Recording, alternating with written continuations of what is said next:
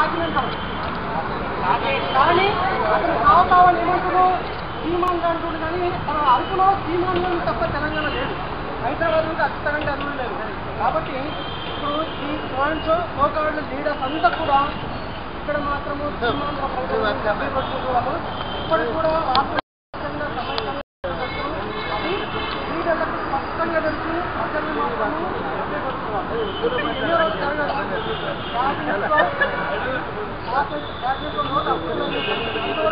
వాళ్ళకి అనుమానాలు ఉంటాయి. ఆ నోట్ అప్రూవ్ కాదని కాబట్టి తెలంగాణ రావడం అనేది ఎంత సత్యము వాళ్ళ అనుమానాలు తీరడం కూడా అంత సత్యం. కాబట్టి ఈ పోరాటంలో తెలంగాణ సాధించినంత వరకు పార్లమెంట్ వరకు పార్లమెంట్ వరకు పోరాటం ఉండాలి. జై తెలంగాణ.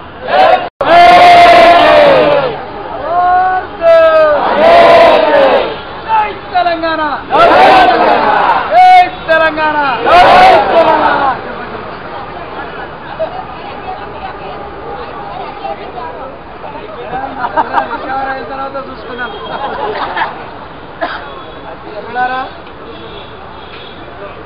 ఇప్పటి వరకు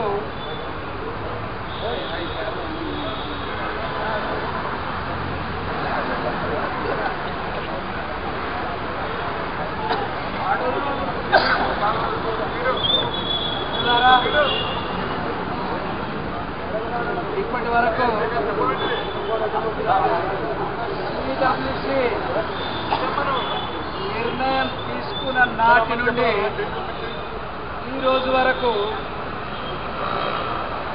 ఈ సీమాంధ్ర పట్టేవాదులు తెలంగాణ రాకుండా ఏ విధంగా అడ్డుకోవాలనేటువంటి ప్రయత్నంలోనే వాళ్ళు ఉన్నారు. దాని కొరకు శత విధాల ప్రయత్నం చేస్తుంటున్నారు. కానీ వాళ్ళు ఎంతగా ప్రయత్నం చేస్తే అంతగా 2 అడుగులు ముందుకేస్తే 4 అడుగులు వెనకపోతున్నారు వాళ్ళు. ఎందుకంటే ఇప్పుడే మన మిత్రుడు చెప్పినాడు, వాళ్ళ ఉద్యమము పట్టేవాళ్ళ ఉద్యమం, నీతి లేని ఉద్యమం, సిగ్గులేని ఉద్యమం, లక్కలేని ఉద్యమం. కానీ మనం చేస్తున్నటువంటి ఉద్యమం ఏదైతే ఉందో మన రాష్ట్రం కొరకు, మన ఉద్యోగాల కొరకు, మన వనరుల కొరకు ఏదైతే మనం చేస్తున్నామో ప్రపంచంలో ప్రసిద్ధిగాంచినటువంటి ఉద్యమం. ఎందుకంటే మన ఉద్యమములో ధర్మం ఉన్నది. మనం ఏదైతే అడుగుతున్నామో దాంట్లో న్యాయం ఉన్నది, దాంట్లో నీతి ఉన్నది. కానీ వాళ్ళది ఎట్లున్నదంటే, ఉదాహరణకు మన వాళ్ళు మీటింగ్ పెట్టుకున్నారు కదా ఎల్పీ స్టేడియంలో, మొగన్ని కొట్టి మొత్తుకున్నదన్నమాట. అరే మొగన్ని కొట్టి మొత్తుకోవడం ఏంటంటే, మొగడు చేతగనవాడైనా పుట్టేవాడైనా ఈమె సరే బలం ఉన్నది అనుకోండి, ఎట్లా అనుకోండి, మొగన్ని బాగా కొట్టింది, కొట్టిన తర్వాత అని మొత్తుకుంటున్నది. ఎందుకంటే వాళ్ళు ఏమనుకోవాలంటే, అరే మొగుడే ఈమెను భార్యని ఇంతగానము కొట్టిందేమో అనుకోవాలి. వాళ్ళు మొన్న పెట్టుకున్న తర్వాత దాంట్లో ఒకే ఒక తెలంగాణ హీరో కానిస్టేబుల్ శ్రీనివాస్ ఏమన్నాడంటే, దాని అంతటి చూసి ఎటు వశపడక తెలంగాణ అన్నాడు. అంటే పోలీసులు, ఎందుకంటే వాళ్ళకు ఒక నీతి లేదు, ఒక పద్ధతి లేదు, ఒక పాడు లేదు, ఒక న్యాయం లేదు, ఒక ధర్మం లేదు.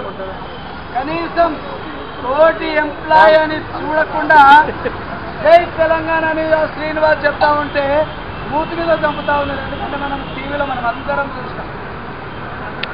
కాబట్టి ఇలాంటి అనైక్యత ఉద్యమం వాళ్ళు చేస్తున్నారు. నైతిక విలువలు కలిగినటువంటి ఉద్యమము మనం చేస్తున్నాం. కానీ తెలంగాణ రాష్ట్ర విభజన జరిగిపోయింది. జూలై 30 తారీఖు రోజే తెలంగాణ విభజన జరిగిపోయింది. కానీ వాళ్ళు ఏమంటున్నారంటే తెలంగాణ విభజన జరగలేదు. ఎట్లా జరగలేదంటే 60 సంవత్సరాల హైదరాబాద్లో వాళ్ళు మనల్ని ఏ విధంగా కొల్లగొట్టి ఏ విధంగా తలకాయ మునిగేంత వరకు ముంచి సర్వనాశనం చేసిండ్రు. ఇక్కడి వనరులు కానీ ఏవైనా సరే వాళ్ళు తినడానికి బాగా అలవాటు పడ్డారు. కాబట్టి ఈరోజు హైదరాబాద్ వదిలిపోమంటే వాళ్ళు అంత వదిలిపోతారా? అంత ఈజీగా వదిలిపోయే పరిస్థితి ఉందా? అందుకోసమే ఈ కుట్రలు కుతంత్రాలు జరుగుతాయి. మనం ఒకటి గమనించాల్సింది ఏంటంటే నిజంగా తెలంగాణ ప్రజలు ఎంత మంచివారనేటువంటి సంగతి ఆ పట్టభద్రులకు కూడా తెలుసు. కానీ మనం ఏమంటున్నాం ఇంకా అరే కలిసిందాం అని మనం అంటుంటే వద్దు విడిపోదాం అని వాళ్ళు అంటున్నారు. కానీ నేను ఒకటే అడుగుతున్నా, ఇలాంటి వాళ్ళతోనే ఎంతవరకు కలిసి ఉంటాం అనేటువంటి విషయాన్ని మనం గమనించాలి. కానీ మన వాళ్ళందరూ చెప్తున్నారు ఏంటంటే కలిసి ఉండాలి. ఎంత కలిసి ఉండాలి? మొన్నటి మీటింగ్లో వాళ్ళు ఇష్టానుసారంగా కొట్టిండ్రు. అంటే తెలంగాణ ప్రజలు చాతగాని వాళ్ళగా అది ఎప్పుడు అనుకోవద్దు. ఒక్క తెలంగాణ వాదికి ఇట్లా లేచిందంటే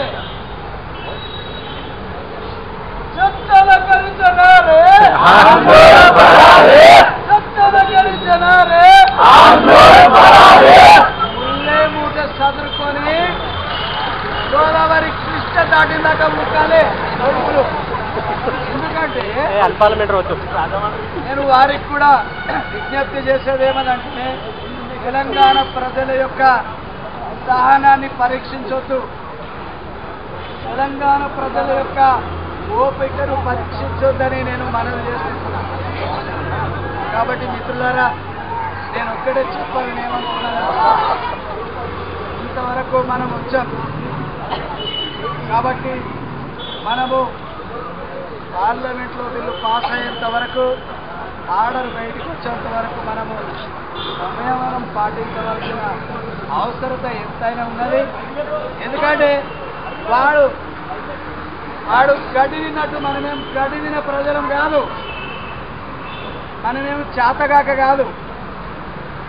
కాబట్టి మనము కానీ కలిసి ఉండాలంటే ఎట్లా కలిసి ఉంటామేమో నాకైతే అర్థమవుతుంది. మనం పెద్ద నాకు సార్ వీళ్ళు చెప్తున్నాం మనం కలిసి ఉండాలి, ఓపిక పట్టాలంటే ఎట్లా పట్టాలో నాకైతే అర్థమవుతుంది. కాబట్టి వాళ్ళు చేసేటువంటి కుట్రలు మనం తిప్పుకొట్టాల్సినటువంటి అవసరం ఎంతైనా ఉన్నది. వాళ్ళు కొట్టని వాళ్ళు ఎన్ని రోజులు కొడతారో ఎంతమందిని కొడతారో కొట్టని దానికి క్యూబ్ అవుతుంది తర్వాత. కానీ మనం ఓపిక పడదాం. మనకు ఒక సమయం వస్తుంది. ఆ సమయం వచ్చినప్పుడు ఆటోమేటిక్గా ఏమవుతుంది అనేది అది అందరికీ తెలుసు. కాబట్టి మనం ఓపిక ఉండాల్సిన కోరుతూ నాకు ఇచ్చిన సమయం కొరకై ఉద్యమాభివందనాలు తెలుపుతూ జై తెలంగాణ, జై తెలంగాణ, జై తెలంగాణ, జై తెలంగాణ. సీఎం సీఎం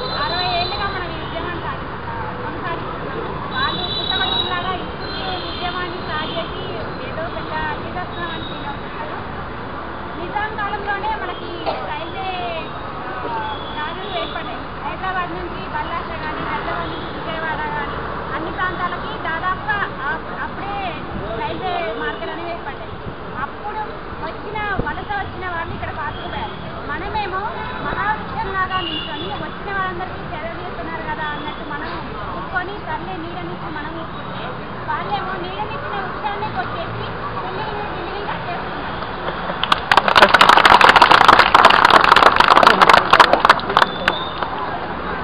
మనమేమో 60 సంవత్సరాల రాజీ భవనం లాగా మన ఉద్యమం వేసుకుంటే వాళ్ళదేమో పేటమేట లాగా ఉంది. అది ఎప్పుడు తీసుకొస్తాం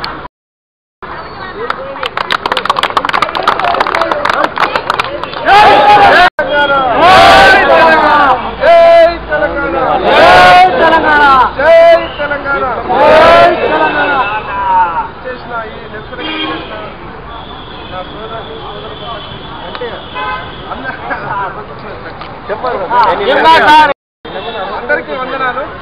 ఎందుకంటే మన ఈ తెలంగాణ కోసం మనం పోరాటం అనేది దగ్గర 2 తరాల నుంచి 60 ఏళ్ళ నుంచి తెలంగాణ అనేది మనకు కావాలి. ఎందుకంటే ముఖ్యంగా ఆంధ్ర వాళ్ళు ఇది 3 తరాల నుంచి వాళ్ళు మన జాబులు వాళ్ళ తాతలు తండ్రులు 3వ జనరేషన్ కూడా సిద్ధపడ్డారు. వాళ్ళకి ఎడ్యుకేషన్ ఇది కల్లోళ్ళు వాళ్ళకి స్కూల్స్ డెవలప్ చేశారు. వాళ్ళకి మైగ్రేటెడ్ కింద హాస్టల్స్ పెట్టారు. ఏంటంటే క్రిస్టియనిజం డెవలప్ చేసుకోవడానికి. అట్లా దాని 3 తరాలు ఉండటం వల్ల నాలెడ్జ్ ఇస్ ద పవర్. ఎవరు సొంతం కాదు. అయితే వాళ్ళు ఏంటంటే 3 తరాలు ఉండటం వల్ల అన్ని జాబ్స్లో వాళ్ళకి సంబంధించిన అన్ని జాబ్స్లో వాళ్ళు అది all the government department central government state government అన్నింటిలో డెవలప్ అయ్యారు. తర్వాత ఇక్కడ నుంచి కూడా అన్ని రాష్ట్రాలు వాళ్ళు పాదం మోపారు. ఇతర దేశాల్లో కూడా వాళ్ళు వాళ్ళ పాదాలను వాళ్ళు పనిచేస్తున్నారు, కావాల్సి సంపాదిస్తున్నారు. హైదరాబాద్ ఈరోజు డెవలప్ అయింది కాదు, ఆల్రెడీ 400 సంవత్సరాల ముందే డెవలప్ అయింది. ఇక్కడున్న పులి చికిత్స లేకపోతే వాళ్ళ నిజాము పరిపాలన కానీ రోడ్లు భవనాలు ఉస్మానియా హాస్పిటల్ కానీ అసెంబ్లీ కానీ ఉస్మానియా మెడికల్ కాలేజ్ కానీ గోల్కొండ ఫోర్ట్ కానీ ఇక్కడ ప్రతిదీ కూడా చార్మినార్ కానీ ఫలక్నామా ప్యాలెస్ కానీ అన్నీ వాళ్ళు డెవలప్ చేస్తే దీనికి కొత్త ఏం లేదు. 1000 చెరువులు కబ్జా చేశారు. రియల్ ఎస్టేట్ డెవలప్ చేసుకున్నారు, ఫార్మా కట్టుకున్నారు. గవర్నమెంట్లో లోన్లు తీసుకొని వాళ్ళ మినిస్టర్లు ఎమ్మెల్యేలు వాళ్ళ బంధువులుగా ఉంటే ఇక్కడ వాళ్ళు ఫ్యాక్టరీలు పెట్టుకొని సక్సెస్ అయితేనో కొనసాగించారు. సక్సెస్ కానీ గవర్నమెంట్కి అప్పులు చేరారు, కొన్ని వేల కోట్ల అప్పులు చేరారు వాళ్ళు. కానీ మనకు డెవలప్ చేసింది ఏమీ లేదు. అది తప్ప తర్వాత ఏంటంటే ఆల్రెడీ మనకి విద్యుత్ పరంగా కూడా మనకు ఆల్రెడీ హుస్సేన్ సాగర్ దగ్గర మనకు ఆల్రెడీ ముందు పవర్ ప్లాంట్ కూడా ఇక్కడ నిర్మించారు. తర్వాత మద్రాసులో ఇదే పరిస్థితిలో 1953లో ఇదే రకమైన గొడవలు చేసి అక్కడ కూడా ఇచ్చేస్తానికి వాళ్ళు దానికి ఒప్పుకోగా అప్పుడు సీఎం గారు 1953లో వాళ్ళు విభజించడం జరిగింది. ఆ తర్వాత ఇప్పుడే ఉన్నారంటే భద్రాచలం మాది, ఈ టెంపుల్ మాది అని చెప్తున్నారు. దానికి లెక్కలు చెప్తున్నాను. ఇదే నిజాం పరిపాలనలో భక్త రామదాస్ అనే వ్యక్తి, ఆమె నేలకొండపల్లి ఖమ్మం జిల్లా అతను. అప్పుడు తహసీల్దార్గా అక్కడ నియమించబడితే తహసీల్దార్గా జాబ్ చేస్తూ వచ్చే శిస్తుని అప్పుడు నిజాం పరిపాలనకి కట్టకుండా వరంగల్ సంస్థానం ఉండేది, అక్కడ శిస్తు కట్టకుండా అది శ్రీరాముల వారి టెంపుల్ అనేది భద్రాచలం నిర్మించడం జరిగింది. కాబట్టి అది నిజాం పరిపాలన జరిగిన ఇష్యూ కాబట్టి నిజాం పరిపాలన జరిగిన ఇష్యూ కాబట్టి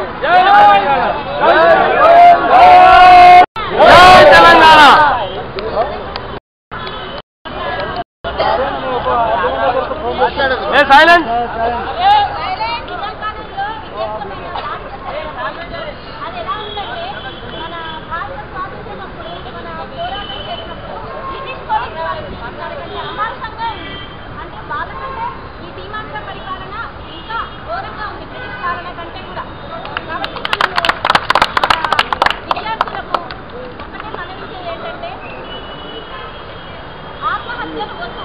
ప్రతిదీ మనం తెలంగాణ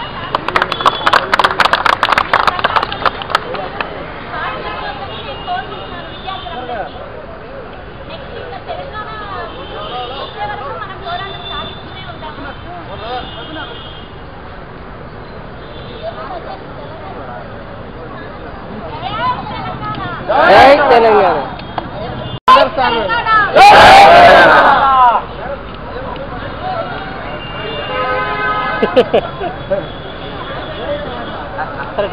తెలంగాణ 60 years కష్టపడి మనకి తెలంగాణ మనం సాధించుకున్నాము.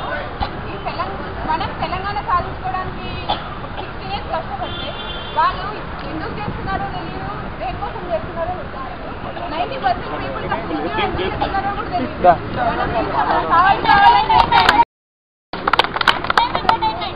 ఎంటర్టైన్మెంట్ లాగా ఎంజాయ్ చేస్తున్నారు. చిన్నదారు కావాలి కావాలి అని చెప్తున్నాం. వాళ్ళు కూడా ఏదో కావాలి కావాలని చెప్తున్నారు.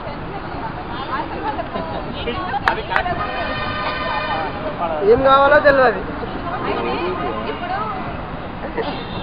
నాకు తెలిసినంత వరకు అయితే ఈ యాంటోనీ కమిటీ ఇదంతా బదులు ఇద్దరి ప్రాంతాలకు ఆమోదయోగ్యమైన ఒక కమిటీని ఏర్పాటు చేసి అంటే ఇద్దరికి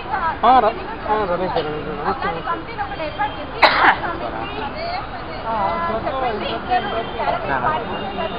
नमस्ते श्यामल भाई मेरा भाई पूरा डुबा के तुम बाहर फिर रहा शिवड़ से बचना भाई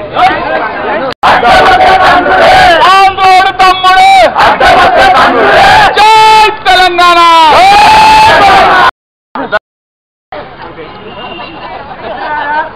తెలంగాణ స్వాతంత్ర సమరయోధులారా మాట్లాడుకున్నాము. ఈరోజు కూడా బ్రిటిష్ వాళ్ళ గురించి కూడా మాట్లాడుకోవాల్సిన అవసరం ఉంది. బ్రిటిష్ వాడు సీమాంధ్రతో బ్రిటిష్ వాడు మనం డెవలప్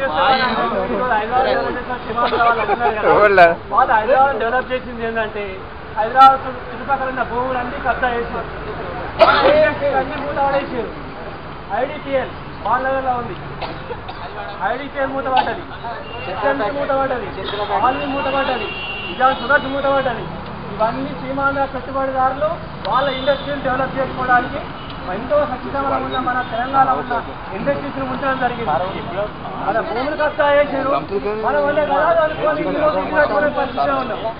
హైటెక్ సిటీ డెవలప్ చేసిందని హైటెక్ సిటీ ఏమని కావాలరా? మాకు కావాల్సింది మా నీటి కావాలి, మా ఉద్యోగాలు కావాలి. ఏ హక్కుల ప్రకారం 80% మీరు సెక్రటేరియట్ ఆక్యుపై చేశారు, 70% విద్యుత్ సోదరు ఆక్యుపై చేశారు. ఏ హక్కు ఉంది? మా ఉద్యోగాలను కబ్జా చేసింది ఉద్యోగాలు, మా భూములు, మా ఇండస్ట్రీని మూత పడేయడము నడపడం కారణం మీరు. ఈరోజు మీ ప్రాంతం డెవలప్ కాకుండా దురాశ కొద్ది మా ప్రాంతానికి వచ్చి మమ్మల్ని కొట్టుకుంటూ ఇంకా రక్షణ కావాలంటూ ఈ మాత్రం పెట్టుబడిదారుల చేతులలో మీరు కీలు బొమ్మలయ్యారు. కమిటీలు వద్దు, ఇప్పటికే చాలా కమిటీలు అయిపోయినాయి. కమిటీలో సబ్సిడీపైన తెలంగాణ డిక్లేర్ చేశారు. తొందరగా తెలంగాణలో పార్లమెంటు తొందరగా పెట్టాలి, మా తెలంగాణ తొందరగా ఇవ్వాలి. 10 సంవత్సరాలు కాదు కదా, 10 నెలలు కూడా వాళ్ళ మీద ఇవ్వాలి. ఆ 10 నెలలు ఉండాలని మనం అడ్డగుంటలు అదిపోయి అర్ధరాత్రి మిమ్మల్ని కమిటీ ఎన్నికలబట్టారు, మీ పుట్ట ఎన్నికలబట్టారు. 10 సంవత్సరాల చదువు మీరేం చేస్తున్నారు? మా పిల్లల్ని కొడుతున్నారు. జై తెలంగాణ అంటే తప్ప జై తెలంగాణ అనకూడదా? హక్కు లేదా? వాళ్ళకి నిలబడతారు. మన తెలంగాణ పోలీసులు చాలా మంది ఉన్నారు, వాళ్ళకి బాధ్యత అంటే భయం. ఒక్కరన్నా జై తెలంగాణ పాపనవ్వలేదు. శ్రీనివాసుని తీసుకొని ఆయన ఇన్స్పిరేషన్ తీసుకొని ఇప్పటికైనా తెలంగాణ పోలీసులు మేల్కోవాల్సిన అవసరం ఉంది. ఎంతోమంది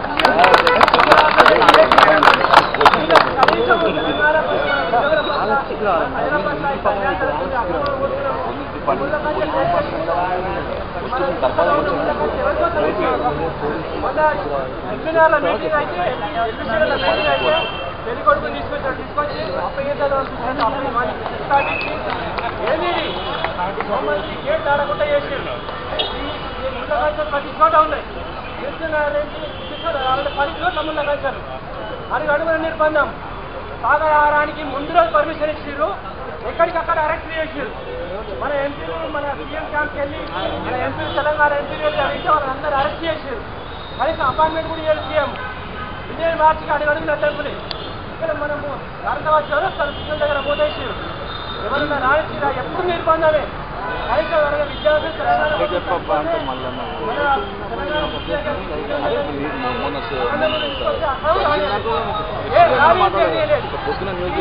పాలన మనకు వద్దు. విడిపోతారా? ఏం విడిపోరు, అందరు కలిసి ఉంటారు. రాష్ట్రం విడిపోయినంత మాత్రాన ప్రజలందరూ విడిపోవాల్సిన అవసరం లేదు. కానీ ఇప్పుడు మీరు చేసే చర్యల వల్ల మాత్రం ప్రజలు విడిపోయే పరిస్థితులు అయితే వస్తున్నాయని వాళ్ళకి చెప్తారు. తర్వాత ఈరోజు ఈ పేపర్ అందరికి వచ్చిందా? సరే మళ్ళీ తీసుకోండి. ముందు వచ్చిన వాళ్ళకి ఇస్తున్నాం పేపర్. ఎవరి దగ్గర లేదో వాళ్ళు లేట్గా వచ్చినట్టు.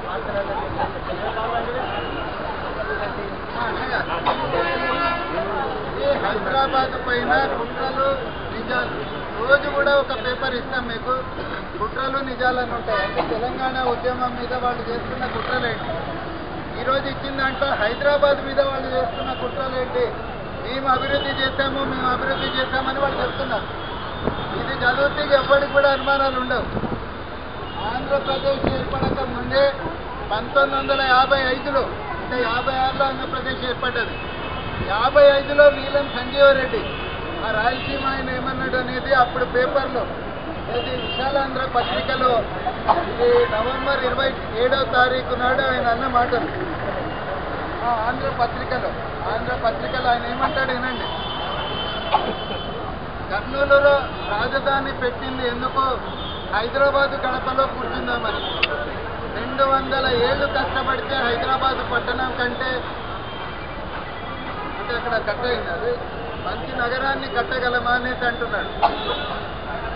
నీలం సంజీవరెడ్డి ఏమన్నాడంటే 200 ఏళ్ళు కష్టపడ్డా హైదరాబాద్ కంటే మంచి నగరాన్ని కట్టలేము అనేసి 1955లో చెప్పాడు. మరి వీళ్ళు వచ్చి అభివృద్ధి చేసింది ఏంటి అని మనం అడుగుతున్నాం. వాళ్ళు కేవలం హైదరాబాద్ కోసమే వచ్చాడు. ఇప్పుడు పోయేటప్పుడు కూడా హైదరాబాద్ కోసమే గొడవలు పెడుతున్నారు. కాబట్టి ఇది చాలా ముఖ్యం. చాలా మంది మనోళ్ళు బాధపడుతున్నారు. ఇళ్లలో ఏదేదో చెప్తున్నారు, సరే ఏదో పాంప్లెట్ ఇస్తున్నారు అన్ని అబద్ధాలు అని మాకు తెలుస్తుంది, కానీ కౌంటర్ ఎట్లా చేయాలో అర్థం కావట్లేదంటే వాళ్ళకు సాక్ష్యాధారాలతో సహా మనం ఇస్తున్నాం. ఇది మీరు చూపెట్టండి, మీరు డౌట్ వస్తే చూపెట్టండి. క్లియర్గా నీలం సంజీవరెడ్డి ఏమన్నాడు, అక్కడ ఇంకా రేపు వేరే పేపర్లు ఇస్తాము, అక్కడ ఎట్లా వినియోగడానికి కూడా రోడ్లు సరిపోవట్లేదు అనుకుంటే ఇచ్చిండు వాళ్ళ ముఖ్యమంత్రి. అంటే అంత దరిద్రమైన నగరాలు అక్కడ ఉన్నాయి. ఒక హైదరాబాద్ నగరమే మొత్తం భారతదేశంలో అద్భుతంగా అభివృద్ధి చెందిన నగరం. అంబేద్కర్ కూడా దేశానికి 2వ రాజధాని చేయాలి హైదరాబాద్ అని 1950లలో అంటాడు. మీరు విన్నారా మాట? అంబేద్కర్ 2వ రాజధాని చేయాలి దేశానికి హైదరాబాద్ అంటాడు. ఎందుకు 2వ రాజధాని చేయాలంటాడు అనే దాన్ని మీరు కొద్దిగా అర్థం చేసుకోవాలి. ఎందుకంటే ప్రతి మాత్రంలో రోజు ఆ మాట అంటుంది, దేశానికి 2వ రాజధాని చేయాలి, 2వ రాజధాని చేయాలని. దేశానికి 2వ రాజధాని చేయాలని అంబేద్కర్ అప్పుడు ఎందుకంటే ఢిల్లీ చైనాకు చాలా దగ్గరగా ఉంది. అంటే ఒక మిసైల్ ప్రయోగిస్తే ఢిల్లీ మీద పడేటట్టుంది. కాబట్టి చాలా దగ్గరగా ఉంది. కాబట్టి యుద్ధం వచ్చినప్పుడు రక్షణ ఉండదు. కాబట్టి దూరంగా ఉన్న ప్రాంతాల్లో మన రాజధాని పెట్టుకోవాలనైతే అప్పుడు అంబేద్కర్ చెప్తాడు. కానీ ఇప్పుడు 50 ఏళ్ల తర్వాత ఆ వాదన కరెక్ట్ కాదు. ఎందుకు అంటే ఇప్పుడు చైనా వాళ్ళు ఇంటర్ కాంటినెంటల్ మిసైల్స్ కూడా తయారు చేసుకున్నారు, మనం కూడా తయారు చేసుకున్నాం. అంటే చైనా నుంచి అమెరికా వరకు వెళ్ళిపోతుంది మిసైల్. హైదరాబాద్ మీద పడుతుంది, మద్రాసులో పడుతుంది. కాబట్టి బాంబు దాడి చేయాలి అంటే హైదరాబాద్ నగరం సురక్షితమే కాదు. కాబట్టి అప్పుడు అంబేద్కర్ చెప్పింది ఆ రోజు నిలబడుతుంది. కానీ ఇప్పుడు టెక్నాలజీ ఇంత డెవలప్ అయినాక వాళ్ళ ఆర్మ్డ్ ఫోర్సెస్ అంతా డెవలప్ అయిన తర్వాత ఇప్పుడు హైదరాబాద్ నగరం అనేది చైనా నుంచి కూడా వాళ్ళు మిసైల్స్ ప్రయోగించవచ్చు. కాబట్టి అప్పుడు అంబేద్కర్ చెప్పింది ఏంటంటే రక్షణ దృష్ట్యా హైదరాబాద్ని 2వ రాజధాని చేయాలంటాడు. కాబట్టి దాన్ని ఇప్పుడు మనం ఆ వాదనను కొనసాగించడం కరెక్ట్ కాదు. అదే ఆర్టికల్లో అంబేద్కర్ ఇంకొక మాట ఏమంటాడంటే ఢిల్లీ కన్నా అద్భుతంగా అభివృద్ధి చెందిన నగరం హైదరాబాద్ అంటారు. 1955లో ఢిల్లీ కన్నా ఎక్కువ వసతులు ఉన్న నగరం హైదరాబాదు. ఏమాత్రం ఢిల్లీ హైదరాబాద్ నగరానికి సాటి రాజు అనేసి అంబేద్కర్ అదే ఆర్టికల్లో రాస్తాడు. మీకు ఆర్టికల్ కాపీ కూడా మీకు డిస్ట్రిబ్యూట్ చేస్తాము. ఎందుకంటే సీమాంధ్ర ప్రజలు అక్కడ ఉన్న మేధావులంతా అంబేద్కర్ ఏం చేస్తాడనే దాన్ని పక్కకు పెట్టి 2వ రాజధాని చేయాలనేసి వాళ్ళు ఇలాంటి వాదనలు తెస్తున్నారు. కాబట్టి మీకు విషయాలు చెప్పడము అవసరం అనిపించి చెప్తున్నాము. రెండోది, మన మిత్రుడు ఇందాక భద్రాచలం గురించి మాట్లాడారు. వాళ్ళు ఇప్పుడు భద్రాచలం ఎందుకు అడుగుతుందంటే రాముడి మీద ప్రేమ కాదు. వాడికి అక్కడ సమస్య ఏమైందంటే పోలవరం కడితే భద్రాచలం మునిగిపోతుంది. తెలంగాణలో భద్రాచలం ఉంటే మనం అడ్డుపడతాం. వాడైతే రాముడిని కూడా ముంచేస్తాడు. మునిగినా పర్లేదు, మాకు నీళ్లు కావాలని చెప్తున్నాడు. అంటే రాముడి మీద ప్రేమ కాదు, రాముడిని చేయడానికి. ఇప్పుడు రాముడిని అడిగితే జై తెలంగాణ అంటారు. వాళ్ళు ఒకటే కారణంతో భద్రాచలాన్ని అడుగుతున్నారు. అక్కడ ముంపు గ్రామాలలో భద్రాచలం కూడా ఉంది. అది మునిగిపోయేటట్లయితే పోలవరంతో పర్మిషన్ రాదు. అది ఆంధ్రలో కలిస్తే వాళ్ళు ఇక మునిగినా పర్లేదు అనేసి పోలవరంను కట్టేస్తారు. ఆ ఒక్క కారణం అంటే దేవుణ్ణి కూడా ముంచేస్తారు వీళ్ళు అనడానికి భద్రాచలం ఒక కారణం. భద్రాచలం అనేది వాళ్ళకి పోతే మీరు చూస్తారు, ఒక్క ఏడాది లోపల రాముడు ఈత కొట్టుకుంటే ఇటువైపు వచ్చేస్తారు. ఇక అక్కడ ఉండడానికి అవకాశం లేదు. మిత్రులారా, ఇక రేపటి నుంచి మన సినిమాలో ఉద్యోగుల సమ్మె మొదలవుతుందట. మన మేనేజ్మెంట్ ఇప్పుడే ప్రెస్ మీట్ పెట్టింది. మీరు సమ్మెలోకి పోవద్దు అనేసి అప్పీల్ చేస్తున్నారు. మనం సమ్మె నోటీసు గతంలో ఇచ్చినప్పుడు మొత్తం ఆర్మీని దింపారు. ఒక్కొక్క జనరేటింగ్ స్టేషన్లో ఆర్మీని దింపేశారు.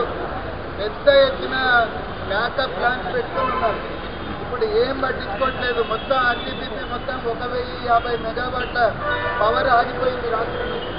ఎందుకు ఆగిపోయింది అనేది మనకు స్పష్టమైన కారణాలు అయితే తెలియట్లేదు. గతంలో మన దగ్గర ఇలాంటి జరిగినప్పుడు తీవ్రమైన చర్యలు తీసుకోవడానికి మేనేజ్మెంట్ సిద్ధంగా ఉంది.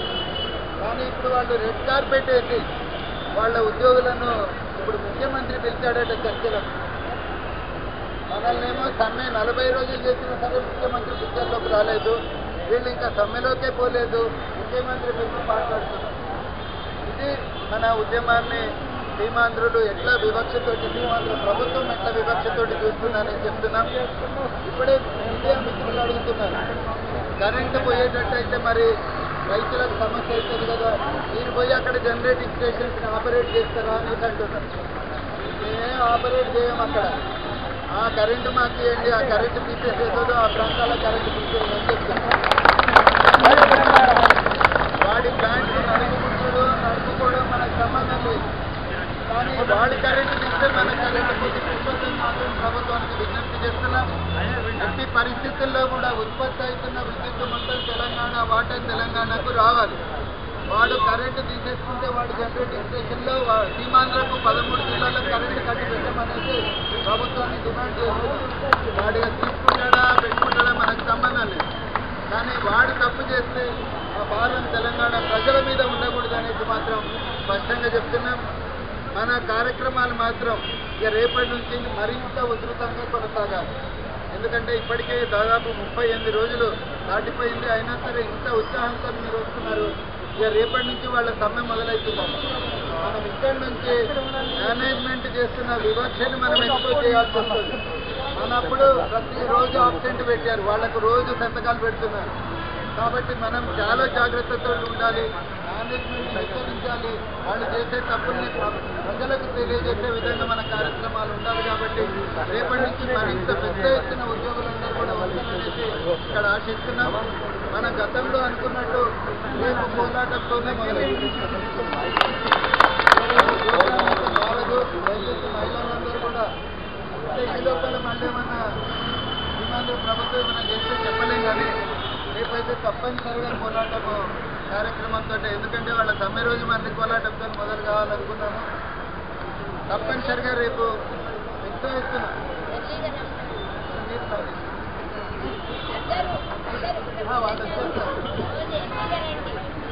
లేకపోతే పోరాటం ఉంటారు. తప్పనిసరి వస్తారు. తప్పనిసరిగా రేపు పెద్ద ఎత్తున అందరూ కూడా బయటికి రావాలి. ఎందుకంటే వాళ్ళ సమ్మె ఎట్లా జరుగుతుందో మనం కూడా చూడాలి కదా. కాబట్టి పెద్ద ఎత్తున కూడా మనం కూడా రావాలి. ఈరోజు నల్గొండలో సిఎండి రివ్యూ మీటింగ్ బాయ్కాట్ చేశారట. నల్గొండ మీటింగ్ మనం కూడా మన కార్యాచరణను మెల్లమెల్లగా ఇంటెన్సిఫై చేస్తూ ఉంటాం. యాజమాన్యం చూసి చూడనట్టు ఉంటే వాళ్ళ సమ్మెను మనం చాలా సీరియస్గా మనం కూడా ఎడ్యుకేషన్లోకి పోవాల్సిన పరిస్థితులు మేనేజ్మెంటే తెచ్చుకుంటాం. మనం నిశ్శబ్దంగా ఉంటామని మేనేజ్మెంట్ అనుకుంటే తప్పు. వాళ్ళు కఠినమైన చర్యలు తీసుకోకుంటే మాత్రం మనం మాత్రం చూసుకుంటా ఉంటాం. కాబట్టి రేపటి నుంచి ఇంకా పెద్ద ఎత్తున ఉద్యోగులందరూ వచ్చి పార్టిసిపేట్ చేయాలని అంటున్నాం. రేపు పోరాటంతో మన రెండో ఫేజ్ ఉద్యమము రేపటి నుంచి మొదలవుతుంది.